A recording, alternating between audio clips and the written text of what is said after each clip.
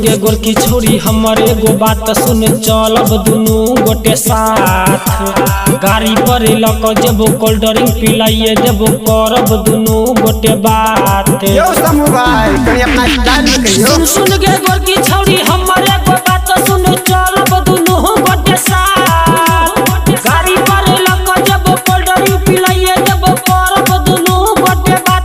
छोरी हम पटाइबौगे जिला मधुबनी घुमाइबौगे। छोरी हम तोरे पटाइबौगे जिला दरभंगा घुमाइबौगे।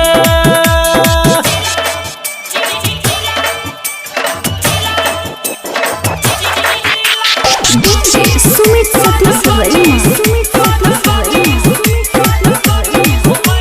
अखन हासन सुन रहल छी निर्भापुर सँ अन्नू रिकॉर्डिंग स्टूडियो के शानदार प्रस्तुति। वाले दुकाने पर समोसा खिलाइबौगे लस्सी के साथ साथ पेप्सी पिएबौगे। वाले दुकाने पर समोसा खिलाइबौगे लस्सी के साथ साथ पेप्सी पिएबौगे। छोरी हम तोरे पटाइबौगे जिला मधुबनी घुमाइबौगे। छोरी हम तोरे पटेबौगे पूरा नेपाल घुमेबौगे।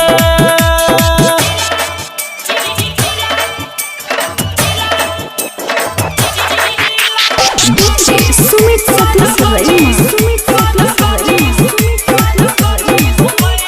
अखन हासन सुन रहल छी निर्भापुर सँ अन्नू रिकॉर्डिंग स्टूडियो के शानदार प्रस्तुति।